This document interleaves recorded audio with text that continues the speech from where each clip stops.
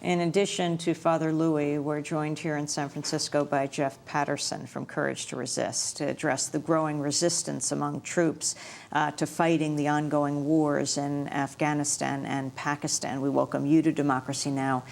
Jeff, talk about what you're doing.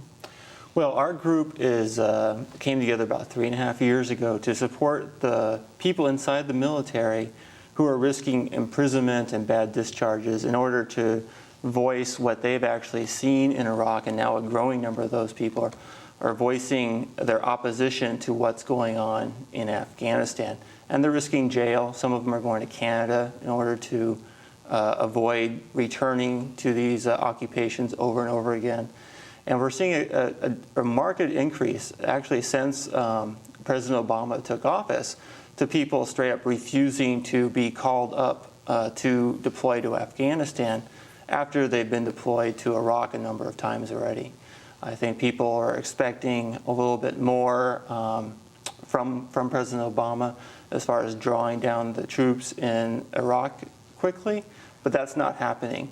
So in order to feed the surge that he's implementing in Afghanistan, we are seeing a marked increase in the number of inactive ready reserve call-ups. And these are the people that have served their 4 years inside the military and often have done a number of deployments already to Iraq. And they've survived that. Some of them have PTSD and some have some minor medical issues. But they've gone off, they've gotten a job, which is not easy today. They're usually married and have a kid. And they're just simply receiving letters in the mail saying, you're ordered to report in X number of days and to ready for yourself for deployment. And these people are in large numbers simply refusing that call-up. And we are working with them to help them refuse that call-up and give them all the options available to them. Can you tell your own story, Jeff Paterson? Well, I was in the Marine Corps for 4 years leading up to the first Gulf War. And basically, I chose to resist that war based on my experiences, what I saw that was going on at that time in the Philippines, in Okinawa, and in South Korea. And I realized that our intervention in Iraq would not bring any good to the Iraqi people. And in my artillery unit, I was pretty certain we were not going to be able to distinguish between hostiles and friendlies in Iraq. And that's almost 20 years ago now. And I feel pretty vindicated that we have not brought anything good to the people in Iraq to that time. But that history allows me, I think, to better serve the war resistors to the Iraq and Afghan occupation today, of being able to provide. I could tell them, well, this, it's not so bad going to military prison compared to fighting in a war that you don't believe in, Father, one of his clients is a drone pilot.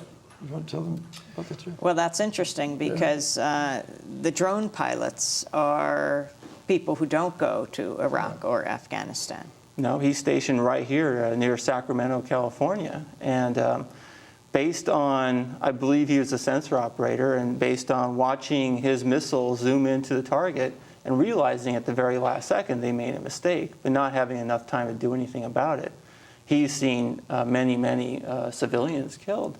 Now, from a few hundred feet, they looked like a military target, and they were pretty certain of that. But at the last second, they realized they're wrong. So this is a young man that's refused to do that anymore. He's attempting to be discharged as a conscientious objector based on just the trauma that he's inflicted and the post-traumatic stress disorder that he's probably going to live with for the rest of his life in some way. Do you see a difference in approach by the Obama administration to resisting soldiers and from the Bush administration? I think there's a lot of people in the military, I think, have a relatively naive kind of outlook. They see George Bush as one thing, Obama as a completely different thing. But I don't think we've seen any difference at all as far as how the military is dealing with war resistors. The U.S. is still moving to prosecute those members that are being kicked out of Canada. And we're looking at general court-martials. We're still looking at years of imprisonment. I think it really is up to us to create a movement to change that. I think there was a movement that attempted to do that with George Bush that fell on deaf ears.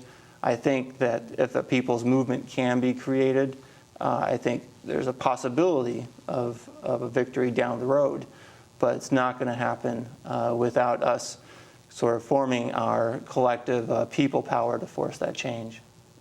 Thousands of soldiers have resisted going to war to Iraq and Afghanistan. Do you know the number overall? Well, the military stopped counting at around 25 or 30,000. That was 25 or 30,000? And that was about 3 years ago. Now, many of those people went AWOL for extended amounts of time, up to a year or so. I would say the majority of those people have returned to the military, and some of them have court-martialed. Many of them have been administratively discharged. But they stopped counting. All I can say is, our organization, Courage to Resist, is, people in the military call us. A couple people a day call us, and we're pretty a self-selecting group of people. Where did they call? Well, they call our office here in Oakland. They look at our website. They hear word of mouth. Oftentimes, when we have a person who refuses on a particular base, his story becomes the talk of the town or the talk of the base. What's your website? Well, couragetoresist.org. I want to thank you both for being with us. Thank you, Amy. Jeff Paterson with Courage to Resist in Oakland, and Father Louis Vitale, a longtime peace activist, has been arrested, how many times? I don't know, 200, 300, I forget. Stop counting. What did Martin Sheen say when he shows up in court to be our witness? He says, "You're increasingly looking like Gandhi." Father Louis Vitale. We invite Paterson. anybody to come and join us, because with Kathy Kelly and all, we're really trying to get a movement going, especially to go at something. This is a new threshold we've crossed again, and we don't want to keep doing this depersonalizing war. We did it with high-altitude bombing, as Dr. Lifton pointed out many years ago, and now we're doing it all the way where you're continents away. It seems like kind of fun. And Colonel Warren Langley told me this on the phone the other day, that he's just afraid that it's going to seem too much like a gang to people and not real enough. And it will destroy other lives there and their lives too. Father Louis' last arrest was just last week in Nevada, protesting the attacks by drones. This Join is us. Democracy Join Now!, us. democracynow.org, the War and Peace Report. We'll be back here in California in a minute.